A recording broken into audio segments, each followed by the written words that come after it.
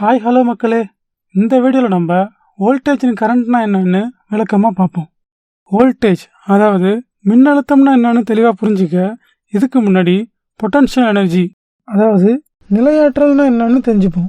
பேரில் உள்ள மாதிரியே ஒரு பொருளோ இல்லை சார்ஜோ அது இருக்கிற நிலையை பொறுத்து அதோட எனர்ஜி அதிகமாகவோ இல்லை குறைவாகவோ இருக்கும். சார்ஜில் 2 டைப் இருக்குது. ஒன்று பாசிட்டிவ் சார்ஜ், இன்னொன்று நெகட்டிவ் சார்ஜ். ஆட்டமில் அதாவது அணுவில் புரோட்டானுங்கிறது பாசிட்டிவ் சார்ஜாகவும் எலக்ட்ரானுங்கிறது நெகட்டிவ் சார்ஜாகவும் நியூட்ரானுங்கிறது எந்த சார்ஜும் இல்லாமல் நியூட்ரலாகவும் இருக்கும். இயற்கையில் எனர்ஜியானது அதிகமாக இருக்கிற இடத்துல இருந்து குறைவாக இருக்கிற இடத்த நோக்கி அதுக்கு ஒரு பாதையோ இல்லை ஒரு சந்தர்ப்பமோ கிடைக்கும் போது நகர தொடங்கும். இதுக்கு உதாரணம் பார்த்தோம்னா, மலை மேலே ஹையர் பொட்டன்ஷியலில் மழையால் சேர்ற தண்ணி ஒரு கட்டத்துக்கு மேலே அதிகமாகி அதுக்கு ஒரு பாதை கிடைச்ச உடனே அது வழியாக கீழே லோவர் பொட்டன்ஷியலுக்கு அருவியாக கொட்டுறது மாதிரியும், இந்த உலோக இரும்புக்கு ஹீட் எனர்ஜி கொடுத்து அதுக்கு ஒரு சந்தர்ப்பத்தை கொடுக்கும்போது அது ஹையர் டென்சிட்டி திடநிலையில இருந்து லோவர் டென்சிட்டியான திரவ நிலைக்கு மோல்டன் கோரா மாற்றம் அடையுது. அதுபோல கடல் தண்ணி சூரிய வெப்பத்தினால திரவ நிலையில இருந்து லோவர் டென்சிட்டியான நீராவியா மாறுறதுன்னு நிறைய உதாரணம் சொல்லலாம். இந்த எனர்ஜியை ஜூலுங்கிற எஸ்ஐ யூனிட்டால அளவிடுவாங்க. ஜூலுக்கு ஷார்ட்டா லெட்டர் ஜேன்னு குறிப்பிடுவாங்க. இப்போ வோல்டேஜ்னா என்னன்னு பார்ப்போம். வோல்டேஜ்னா ஒரு சர்க்கியூட்ல ஏற்படுற ஒரு விதமான அழுத்தம். எப்படி ஒரு ப்ரெஷர் குக்கருக்குள்ள அழுத்தம் இருக்கோ அது போல சர்க்கியூட்ல 2 இடத்துக்கு இடையில இருக்கிற மின்னழுத்த மாறுபாட்டை தான் வோல்டேஜ் டிஃபரன்ஸ்னு சொல்லுவாங்க. இந்த மின்னழுத்தம் தான் சார்ஜ் கேரியர் அதாவது மின்சாரத்தை உருவாக்கக்கூடிய எலக்ட்ரானை ஒரு இடத்துல இருந்து இன்னொரு இடத்துக்கு கொண்டு போகுது. கரண்ட்னா என்னன்னா, நெகட்டிவ் சார்ஜ் கொண்ட எலக்ட்ரானோட நகர்வு தான் கரண்ட்னு சொல்லுவாங்க. பொதுவா இந்த கரண்ட்டை எப்படி அளக்குறாங்கன்னா, மின்சாரத்தை கடத்தக்கூடிய பொருள்ல ஒரு குறிப்பிட்ட பகுதி எடுத்துக்கிட்டு அந்த பகுதியை ஒரு நொடியில எத்தனை எலக்ட்ரான் கடக்குதுங்கிறத வச்சு தான் கரண்ட்டை அளக்குறாங்க. இதை ஆம்பியருங்கிற எஸ்ஐ யூனிட்டை வச்சு அளக்க பயன்படுத்துவாங்க. ஒவ்வொரு எலக்ட்ரானும் ஒரு சார்ஜ்னு எடுத்துக்கிட்டா தோராயமா 6242க்கு பக்கத்துல 15 0 போட்டா எவ்வளோ எண்ணிக்கை வருமோ அவ்வளோ சார்ஜும் ஒரு கூலும்க்கு சமம்னு சொல்றாங்க. கூலும்னா வேற ஒன்றும் இல்லை, சார்ஜ் அளக்கக்கூடிய யூனிட் தான் கூலும். இந்த ஒரு கூலுமானது ஒரு குறிப்பிட்ட இடத்த ஒரு நொடியில கடக்கிறது தான் ஒரு ஆம்புக்கு சமம்னு சொல்றாங்க. பொதுவா இந்த ஃப்ரீ எலக்ட்ரான்ஸ் எல்லாம் அதை சுத்தி இருக்கிற தெர்மல் எனர்ஜி அதாவது ஹீட்டாலேயே அங்கேயும் இங்கேயும் நகர்ந்துக்கிட்டு தான் இருக்கும். நம்ம கரண்ட்னா என்னன்னு பார்த்தோம், எலக்ட்ரான் நகர்றது தான் கரண்ட்டுன்னு பார்த்தோம். அப்போ இப்படி ஒரு கண்டக்டருக்குள்ள இந்த எலக்ட்ரான் நகர்றதுனால ஏற்படுற கரண்ட்டை நம்ம ஒரு கரண்ட் அளக்கிற மீட்டரை வச்சு அளந்தா நமக்கு 0ன்னு வேல்யூ கிடைக்கும். ஏன்னா இது போல கண்ணாப்புனா நகர்ற எலக்ட்ரானோட மூமெண்ட்டை ஆவரேஜ் எடுத்தா கடைசியில நமக்கு 0ன்னு வேல்யூ கிடைக்கும். எப்படின்னா, அந்த கண்டக்டருக்குள்ள ஒரு எலக்ட்ரான் ரைட்ல போனுச்சுன்னா இன்னொரு எலக்ட்ரான் லெஃப்ட்ல போகும். அதுவே ஒரு எலக்ட்ரான் மேல் நோக்கி நகர்ந்தா இன்னொரு எலக்ட்ரான் கீழ் நோக்கி நகரும். இப்படி நகர்றதுனால ஒன்றுக்கொன்று இந்த கண்டக்டருக்குள்ளேயே கேன்சல் ஆகிடும். இப்போ இந்த வோல்டேஜையும் கரண்ட்டையும் புரிஞ்சுக்கிறதுக்கு ஃபேமஸாகவும் எளிமையாகவும் இருக்கிற வாட்டர் டேங்க் உதாரணம் பார்ப்போம். ஒரு டேங்க்ல உள்ள தண்ணி ஹையர் ப்ரெஷர்லையும் உயரத்துலையும் இருக்கிறதுனால ஹையர் பொட்டன்ஷியல்ல இருக்கு. கீழே உள்ள தொட்டியில 0 ப்ரெஷர்லையும் லோவர் பொட்டன்ஷியல்லையும் இருக்கு. இப்போ இந்த தண்ணியை வோல்டேஜ்னு எடுத்துப்போம். கரண்ட்டுக்காக இந்த டேங்க்ல சின்ன சின்ன பந்துகளை போட்டு அதை எலக்ட்ரானா எடுத்துப்போம். சோர்ஸ்ல இருந்து லோடுக்கு எலக்ட்ரான் நகர்ந்து போறதுக்கு பாதையா இருக்கிற ஒயர் போலவே இந்த டேங்க்ல இருந்து கீழே வர்ற பைப் எடுத்துப்போம். ஒரு கண்டக்டருக்குள்ள சுத்தி இருக்கிற ஹீட் எனர்ஜியால நகர்ற ஃப்ரீ எலக்ட்ரான் போலவே இந்த பைப்புக்குள்ள இந்த சின்ன பந்துங்க வைப்ரேட் ஆகி அங்கேயும் இங்கேயும் நகர்ந்துகிட்டு இருக்குன்னு எடுத்துப்போம். எலக்ட்ரான்ஸ் எல்லாம் சர்க்கியூட் க்ளோஸ் ஆன பிறகு எப்படி ஒரு குறிப்பிட்ட திசையை நோக்கி நகருதோ அதே போல இந்த டேங்குக்குள்ள இருக்கிற பந்துங்க பைப்போட எண்டில் உள்ள வால்வை திறந்த உடனே தண்ணியோட உதவியால ஹையர் பொட்டன்ஷியல் இருந்து லோவர் பொட்டன்ஷியலுக்கு ஒரு குறிப்பிட்ட திசையில நகர தொடங்கும். இந்த தண்ணி ஓடும்போது மட்டும்தான் எலக்ட்ரானான இந்த சின்ன பந்துகளை நகர்த்தக்கூடிய தன்மை இருக்குன்னு இல்லை. பைப்பில் உள்ள வால்வு மூடி தண்ணி ஓடாம இருந்தாலும் இந்த சின்ன பந்துகளை நகர வைக்கிறதுக்கான தன்மை இருக்கும். எப்படின்னா, இந்த தண்ணி பைப்பில் இருக்கிற வால்வுக்குள்ள ஹையர் ப்ரெஷர்லையும் வால்வுக்கு வெளியே லோவர் அதாவது 0 ப்ரெஷர்ல இருக்கிறதுனால. எது மாதிரினா, சர்க்கியூட்ல 2 பாயிண்ட்டுக்கு இடையில இருக்கிற வோல்டேஜ் டிஃபரன்ஸ் போலவே. எது வரைக்கும் அந்த டேங்க்ல உள்ள தண்ணி இந்த சின்ன பந்துகளை நகர்த்திட்டு போற தன்மையில இருக்கும்? டேங்க்ல உள்ள மொத்த தண்ணியும் காலியாகி டேங்குக்குள்ளேயும் 0 பிரஷர் வர்ற வரைக்கும். இதே போல இங்க பேட்டரி மூலமா கிடைக்கிற வோல்டேஜ் ஆனது சர்க்கியூட் க்ளோஸ்ல இருந்தாலும் ஓப்பன்ல இருந்தாலும் பேட்டரியோட 2 பாயிண்ட் இடையில வோல்டேஜ் டிஃபரன்ஸ் இருக்கும். எது வரைக்கும்னா பேட்டரியோட நெகட்டிவ் சைடுல உள்ள எல்லா எலக்ட்ரானும் பாசிட்டிவ் சைடுக்கு போய் அந்த பேட்டரி நியூட்ரல் ஆகுற வரைக்கும்.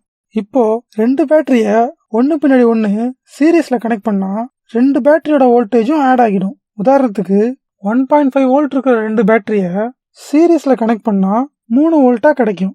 2 பேட்டரியா இருந்தாலும் இல்ல 2க்கு மேற்பட்ட எத்தனை பேட்டரியா இருந்தாலும் அதை சீரீஸ்ல கனெக்ட் பண்ணா அந்த பேட்டரியோட எல்லா வோல்டேஜும் ஆட் ஆகிடும். ஆனா ஒரே கெப்பாசிட்டி உள்ள எத்தனை பேட்டரியை சீரீஸ்ல கனெக்ட் பண்ணியிருந்தாலும் ஒரு பேட்டரியில எவ்வளோ ஆம்ப் பவர் வேல்யூ இருக்கோ அவ்வளோ ஆம்ப் பவர் தான் எல்லா பேட்டரிக்கும் சேர்த்து கிடைக்கும். ஆம்ப் பவர்னா ஒரு பேட்டரி எவ்வளோ கரண்ட்டை எவ்வளோ நேரத்துக்கு தர முடியுங்கிற அளவு தான் ஆம்ப் பவர். உதாரணத்துக்கு 20 AH பேட்டரினா இந்த பேட்டரியால 20 ஆம்ப் கரண்ட்டை 1 மணி நேரத்துக்கு தரக்கூடிய கெப்பாசிட்டி உள்ளதுன்னு அர்த்தம். செல்போன் போன்ற சின்ன எலக்ட்ரானிக் சாதனங்களுக்கு மில்லி ஆம்பவர்ல இருக்கிற சிறிய கெப்பாசிட்டி உள்ள பேட்டரிகளை பொருத்திருப்பாங்க. இப்போ 12 வோல்ட் பேட்டரிய 5 சீரீஸ் பண்ணாக்கா நமக்கு 60 வோல்ட் ஃபைனலா கிடைக்கும். ஒரே கெப்பாசிட்டி உள்ள 5 பேட்டரியில ஒரு பேட்டரி 20 AHனா நம்ம சீரீஸ்ல கனெக்ட் பண்ண 5 பேட்டரியை சேர்த்தாலும் 20 AH மட்டும்தான் கிடைக்கும். அதாவது சீரீஸ் கனெக்ஷன்ல வோல்டேஜ் மாறுபடும், ஆனா கரண்ட் மாறாம கான்ஸ்டன்டா இருக்கும். அதுவே பேட்டரியை ஒன்றுக்கு பேரலல் கனெக்ஷன் பண்ணா வோல்டேஜ் மாறாது, ஆனா கரண்ட் டெலிவர் பண்ற கெப்பாசிட்டி அதிகமாகும். எப்படின்னா உதாரணத்துக்கு 12 வோல்ட் பேட்டரியை 5 பேரலல் கனெக்ஷன் பண்ணா நமக்கு சேம் 12 வோல்ட் தான் கிடைக்கும். ஆனா அந்த ஒவ்வொரு பேட்டரியும் தனித்தனியாக தரக்கூடிய 20 ஆம்பவர் வேல்யூ ஆனது அந்த 5 பேட்டரியோடதும் மொத்தமா கூடி நமக்கு 100 ஆம்பவரா கரண்ட் டெலிவர் பண்ற கெப்பாசிட்டி கிடைக்கும். அதாவது இந்த பேரலல் கனெக்ஷன்ல 12 வோல்ட்ல செயல்படுற சாதனங்களை ஒரு சமயத்துல 100 ஆம்பியர் வரை எடுத்துக்கிட்டு 1 மணி நேரத்துக்கு இயக்க முடியும்.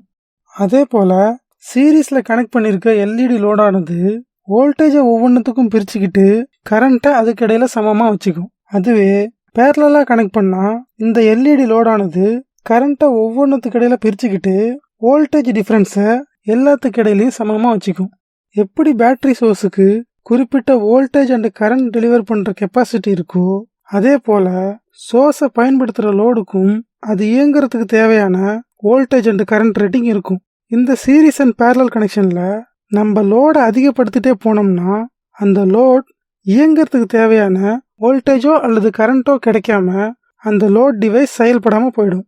எப்படி வோல்டேஜோ கரண்ட்டோ பத்தாம அந்த டிவைஸ் செயல்படாம இருக்கோ அந்த லோடுக்கு தேவைக்கு அதிகமாக வோல்டேஜோ கரண்ட்டோ கிடைச்சா அது கண்டிப்பா பழுதாகி போயிடும். திரும்ப ஒரு தடவை வோல்டேஜ்னா எலக்ட்ரானை ஒரு திசையில செலுத்த உதவுற ஒரு ப்ரெஷர், ஒரு அழுத்தம் தான் வோல்டேஜ். கரண்ட்னா மூமெண்ட் ஆஃப் எலக்ட்ரான், அதாவது எலக்ட்ரானோட நகர்வு தான் கரண்ட். இந்த எலக்ட்ரான் நகர்வுல 2 விதம் இருக்கு. ஒன்று ஒரு திசையில மட்டும் பயணிக்கும், அதை டைரக்ட் கரண்ட் டிசின்னு சொல்லுவாங்க. இன்னொன்று முன்னையும் பின்னையும் மாறி மாறி நகரும், அதை ஆல்டர்னேட்டிங் கரண்ட் ஏசின்னு சொல்லுவாங்க. டைரக்ட் கரண்ட்ல வோல்டேஜ் மாறாம கான்ஸ்டன்டா இருக்கும், அதனால இந்த டைரக்ட் கரண்ட்டை ஸ்ட்ரெயிட் லைன் சிம்பிள்ல குறிப்பிடுவாங்க. அதுவே ஆல்டர்னேட்டிங் கரண்ட்ல வோல்டேஜ் ஆனது ஒரு திசையில கூடி குறையும், திரும்ப எதிர் திசையிலையும் கூடி குறையும். அதனால இந்த ஆல்டர்னேட்டிங் கரண்ட்டை சைன் வேவ் சிம்பிள்ல குறிப்பிடுவாங்க. நம்ம நாட்டில் இந்த எலக்ட்ரான் ஒரு நொடிக்கு முன்னையும் பின்னையும் 50 தடவை நகரும். ஏன் நம்ம நாட்டில்னு சொல்றேன்னா வேற சில நாடுகள்ல இந்த எலக்ட்ரான் ஒரு நொடிக்கு முன்னையும் பின்னையும் 60 தடவை நகரும். அதை 50 இல்ல 60 ஹெர்ட்ஸ் ஃப்ரீக்வன்சின்னு சொல்லுவாங்க. Frequency equal to number of cycle per second, அதாவது ஒரு நொடிக்கு எத்தனை சைக்கிள் நடக்குதோ அதுதான் ஃப்ரீக்வன்சி. சைக்கிள்னா வோல்டேஜ் 0ல ஆரம்பிச்சு பாசிட்டிவ் சைடில் பீக்குக்கு போயிட்டு திரும்ப 0க்கு வந்து திரும்ப நெகட்டிவ் சைடில் பீக்குக்கு போயிட்டு 0க்கு வர்றது தான் ஒரு சைக்கிள். இப்போ 1 ஹெர்ட்ஸ் ஃப்ரீக்வன்சினா என்னன்னு பார்த்தா ஒரு நொடிக்கு ஒரே ஒரு சைக்கிள் நடக்கிறது தான் 1 ஹெர்ட்ஸ் ஃப்ரீக்வன்சி. சொல்லப்போனா டிசி சப்ளை தான் ஏசி சப்ளையை காட்டிலும் ரொம்பவே எஃபிஷியன்டானது. நம்ம பயன்படுத்துகிற எலக்ட்ரானிக் சாதனங்களுக்கும் சில எலக்ட்ரிக்கல் சாதனத்துக்குள்ள இருக்கிற கண்ட்ரோல் சர்க்கியூட் போர்டுக்கும் டிசி பயன்படுது. ஏசி எங்க பயன்படுதுன்னா ரொம்ப தொலைவில் இருக்கிற இடத்துக்கு எலக்ட்ரிசிட்டி டிரான்ஸ்ஃபர் பண்றதுக்கும், அப்புறம் எலக்ட்ரிக்கல் சாதனங்கள் உதாரணத்துக்கு AC motor, fan, generator, transformer இது மாதிரியான இண்டக்டிவ் லோட்ஸ், இது இல்லாம ரெசிஸ்டிவ் லோட்ஸ் அண்ட் கெப்பாசிட்டிவ் லோட்ஸ்னு மொத்தம் 3 விதமான எலக்ட்ரிக்கல் லோட்ஸ் இருக்கு. இண்டக்டிவ் லோட்ஸ்னா ஒயர் சுத்தப்பட்டு இருக்கிற சாதனங்களை குறிக்கும். ரெசிஸ்டிவ் லோட்ஸ்னா நம்ம பவர் கொடுத்தா ஹீட் ஆகிற சாதனங்களை குறிக்கும். எடுத்துக்காட்டுக்கு வாட்டர் ஹீட்டர், அயன் பாக்ஸ் போன்ற சாதனங்கள். அப்புறம் கெப்பாசிட்டிவ் லோட்ஸ்னா ஃபேன் மற்றும் மோட்டார்கள் இயங்க உதவியா இருக்கிற கண்டென்சரை குறிக்கும். இப்படியான 3 விதமான எலக்ட்ரிக்கல் லோட்ஸுக்கு ஏசி பயன்படுது. டிசியையும் நம்மளால ரொம்ப தூரத்துக்கு அதை ஹை வோல்டேஜ் டிசியா மாத்துறது மூலமா டிரான்ஸ்ஃபர் பண்ண முடியும். பின்ன ஏன் ஏசியை பயன்படுத்துறாங்கன்னா, இந்த டிசியை ஹை வோல்டேஜா மாற்ற தேவைப்படுற அதிகமான பொருட்செலவும் பராமரிப்பு செலவும் தான் பெரும் காரணமா இருக்கு. அதுவே ஏசியை சாதாரணமா ஒரு டிரான்ஸ்ஃபார்மர் மூலமாவே அதிக வோல்டேஜ் அடைஞ்சிட முடியும். ஜெனரேட்டர்ல இருந்து கிடைக்கிற அவுட்புட் பவரை ஸ்டெப் அப் டிரான்ஸ்ஃபார்மர் மூலமா கரண்ட்டை குறைச்சி ரொம்ப அதிகமான வோல்டேஜா மாத்தி டிரான்ஸ்ஃபர் பண்றாங்க. பிறகு நம்ம வீடுகள் மற்றும் தொழிற்சாலைகளுக்கு தகுந்த மாதிரி ஸ்டெப் டவுன் டிரான்ஸ்ஃபார்மர் மூலமாக வோல்டேஜை குறைச்சி அதிக கரண்ட் தரக்கூடிய விதமா மாத்துறாங்க. அது மட்டும் இல்லாம இதோட பராமரிப்பு செலவும் ரொம்பவே கம்மியா இருக்கிறதுனால நுகர்வோரான மக்களுக்கு ரொம்பவே மலிவா எலக்ட்ரிசிட்டி விநியோகம் பண்ண முடியுது. இதனால தான் கரண்ட்டை அதிக தூரம் டிரான்ஸ்ஃபர் பண்ண ஏசியை பயன்படுத்தி நம்ம வீடு வரைக்கும் கொண்டு வர்றாங்க. பிறகு பெரும்பாலான சாதனங்களுக்கு இந்த ஏசியை டிசியா மாற்றி பயன்படுத்துகிறாங்க. நம்ம நாட்டில் 230 வோல்ட்லையும் 50 ஹெர்ட்ஸ் ஃப்ரீக்வன்சிலையும் எலக்ட்ரிசிட்டி சப்ளை பண்ணப்படுது. அதுவே கனடா, USA, மெக்சிகோ போன்ற நாடுகளில் 110 வோல்ட்லேருந்து 120 வோல்ட் வரைக்கும் 60 ஹெர்ட்ஸ் ஃப்ரீக்வன்சியில் பயன்படுத்துகிறாங்க. இந்த டைரக்ட் கரண்ட்ல இருந்து ஆல்டர்னேட்டிங் கரண்டா எப்படி கன்வெர்ட் பண்றாங்கன்னா, எலக்ட்ரானிக் உலகத்துல ஒரு புரட்சியை ஏற்படுத்தின ஒரு டிவைஸால தான். அதுதான் டிரான்சிஸ்டர். இந்த டிரான்சிஸ்டருக்கு கலெக்டர், பேஸ், எமிட்டர்னு 3 லெக்ஸ் இருக்கும். இது எப்படி ஒர்க் ஆகுதுன்னா, நம்ம வீட்டில் லைட் சுவிட்சை நம்மளே மேனுவலா ஆஃப் பண்ணி ஆன் பண்ற மாதிரி இந்த டிரான்சிஸ்டரை வச்சு நம்மளால தொடாமலே ஆன் பண்ணி ஆஃப் பண்ண முடியும். அதுவும் ரொம்பவே ஹை ஸ்பீட்ல. எப்படின்னா, இந்த டிரான்சிஸ்டரோட பேஸ் லெக்குக்கு சின்ன அளவில் நெகட்டிவாவோ பாசிட்டிவாவோ சார்ஜ் பண்றது மூலமா மற்ற 2 லெக்குக்கு இடையில கரண்ட் அலோவ் பண்ணி ஸ்டாப் பண்ண முடியும். இந்த டிரான்சிஸ்டரை வச்சு எப்படி டிசியை ஏசியா மாத்துறாங்கன்னா, இந்த படத்துல வர்ற மாதிரி 4 டிரான்சிஸ்டரை அரேஞ்ச் பண்ணிட்டு மைக்ரோ கண்ட்ரோலர் ஐசியை வச்சு இந்த டிரான்சிஸ்டரை தேவையான இடத்துல தேவையான நேரத்துக்கு ஆன் பண்ணி ஆஃப் பண்றது மூலமா ஒரு டைரக்ஷன்ல போற எலக்ட்ரானை முன்னையும் பின்னையுமா மாத்தி டிசியை ஏசியா மாத்துறாங்க. ஆனா பியூரான ஏசி சைன் வேவ் மாதிரி இல்லாம நமக்கு ஸ்கொயர் வேவ்ல ஆல்டர்னேட்டிங் கரண்ட் கிடைக்கும். நம்மளோட 50 ஹெர்ட்ஸ் ஃப்ரீக்வன்சியை அடைய இந்த ஒவ்வொரு டிரான்சிஸ்டரும் ஒரு நொடிக்கு 50 தடவை ஆன் ஆகி 50 தடவை ஆஃப் ஆகணும். அதுவே ஏசியை டிசியை மாத்துறதுக்கு ஒரே ஒரு காம்போனன்ட்டே போதும், அதுதான் டயோடு. இந்த காம்போனன்ட் என்ன பண்ணும்னா, கரண்ட் ஃப்ளோவை ஒரு திசையில மட்டும்தான் அனுமதிக்கும், திரும்ப எதிர் திசையில பயணிக்க அனுமதிக்காது. இந்த ஒரே ஒரு டயோடால ஏசியோட சைன் வேவ்ல உள்ள ஒரு பாதி சைக்கிளை மட்டும் அனுமதிச்சுட்டு மறுபாதி சைக்கிளை முடக்கி விட்டுரும். இதனால நமக்கு ஏசியோட ஒரு பாதி சைக்கிள் மட்டும் பல்சிங் டிசியா கிடைக்கும். பல்சிங் டிசினா வோல்டேஜ் சீரா இல்லாம, அதாவது கான்ஸ்டன்டா இல்லாம கூடியும் குறைஞ்சும் இருக்கும். அதுவே 4 டயோட இந்த படத்துல உள்ள அரேஞ்ச்மெண்ட்ல வச்சா ஏசி சைன் வேவ்ல உள்ள பாசிட்டிவ் அண்ட் நெகட்டிவ் சைக்கிளை ஒரே பாசிட்டிவ் சைக்கிளா மட்டும் மாத்தி பல்சிங் டிசி அவுட்புட்டா கிடைக்கும். ஒரே ஒரு டயோடால கிடைச்ச டிசி அவுட்புட்டுக்கும் இந்த டிசி அவுட்புட்டுக்கும் என்ன வித்தியாசம்னா, இதுல ஒரு முழு சைக்கிள் நடக்கும் போதும் நம்மளால வோல்டேஜ் அவுட்புட் எடுக்க முடியும். ஆனா ஒரு டயோட மட்டும் வச்சு ஒரு பாதி சைக்கிளுக்கு மட்டும்தான் வோல்டேஜ் அவுட்புட் எடுக்க முடியும். மறுபாதி சைக்கிளுக்கு நமக்கு வோல்டேஜ் அவுட்புட் 0 தான் கிடைக்கும். இது போல 4 டயோடு உள்ள அரேஞ்ச்மெண்ட்டை ஃபுல் பிரிட்ஜ் ரெக்டிஃபயர்னு சொல்லுவாங்க. இந்த டயோடோட அவுட்புட்ல ஒரு ஃபில்டர் கெப்பாசிட்டர் போடுறது மூலமா இந்த ஃபுல் பிரிட்ஜ் ரெக்டிஃபயர்ல இருந்து கிடைக்கிற பல்சிங் டிசியோட பல்ஸ் ரேஞ்சை குறைச்சி கிட்டத்தட்ட மாறாத வோல்டேஜ் அவுட்புட்டா நமக்கு கிடைக்கும். அடுத்து பவர்னா என்னன்னு பார்ப்போம். ஒரு சர்க்கியூட்ல குறிப்பிட்ட நேரத்துக்கு எவ்வளோ எனர்ஜி கடத்தப்படுதோ அதுதான் பவர். இந்த பவரை வாட்டுங்கிற எஸ்ஐ யூனிட்டால அளக்குறாங்க. 1 ஜூல் ஆஃப் எனர்ஜியை ஒரு நொடிக்கு கடத்தப்பட்டா அதுதான் 1 வாட் பவர். ஜூல்னா வேற ஒன்றும் இல்லை, எனர்ஜி அளக்கிற யூனிட் தான் ஜூல்.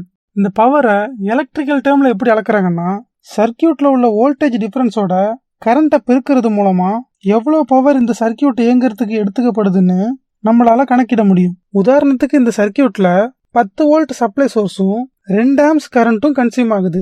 இந்த வோல்டேஜையும் கரண்ட்டையும் பெருக்குனா நமக்கு 20 வாட்னு பவர் வேல்யூ கிடைக்கும். அதுவே சோர்ஸ் 20 வோல்ட் சப்ளைவா இருந்து கரண்ட் 1 ஆம்பியரா இருந்தாலும் அப்பவும் நமக்கு அதே 20 வாட் பவர் தான் கன்சியூம் ஆகும். இது நம்ம கடைகள்ல எலக்ட்ரிக்கல் அண்ட் எலக்ட்ரானிக் சாதனம் வாங்கும்போது நமக்கு எவ்வளோ பவர் எடுத்துக்கிட்டு இயங்கக்கூடிய சாதனம் வேணும்னு தேர்ந்தெடுக்க இந்த வாட்டேஜ் வேல்யூ உதவியா இருக்கு. உதாரணத்துக்கு நமக்கு 7 வாட் பல்பும் 20 வாட் எல்இடி டியூப் மாதிரி குறிப்பிட்ட சாதனங்களை தேர்ந்தெடுத்து வாங்க உதவியா இருக்கு. நம்ம வீட்டுல எவ்வளவு பவர் கன்சியூம் பண்ணிருக்கோங்கிறத அளக்கிறதுக்கு நம்ம வீட்டு எலக்ட்ரிக் மீட்டர் அதை யூனிட்ல அளக்கும். ஒரு யூனிட்டுங்கிறது எதுக்கு சமம்னா 1000 வாட் அல்லது 1 கிலோவாட் எடுத்துக்கிட்டு இயங்கக்கூடிய சாதனங்களை நம்ம 1 மணி நேரத்துக்கு இயக்கணும்னா அதை தான் நம்ம வீட்டு எலக்ட்ரிக் மீட்டர் 1 யூனிட்னு அளக்கும். அதே 1 யூனிட்டுக்கு நம்ம 200 வாட் சாதனத்தை 5 மணி நேரத்துக்கு பயன்படுத்திக்கலாம். நிறைய பேருக்கு ஒரு சந்தேகம் இருக்கும், என்னன்னா இந்த வோல்டேஜ் அல்லது கரண்ட் இது இரண்டத்துல எது ஆபத்தானதுன்னு சந்தேகம் இருக்கும். இதுக்கு நேரடியான விடைனா கரண்ட் தான் உடம்புக்கு பாதிப்பை ஏற்படுத்தும்.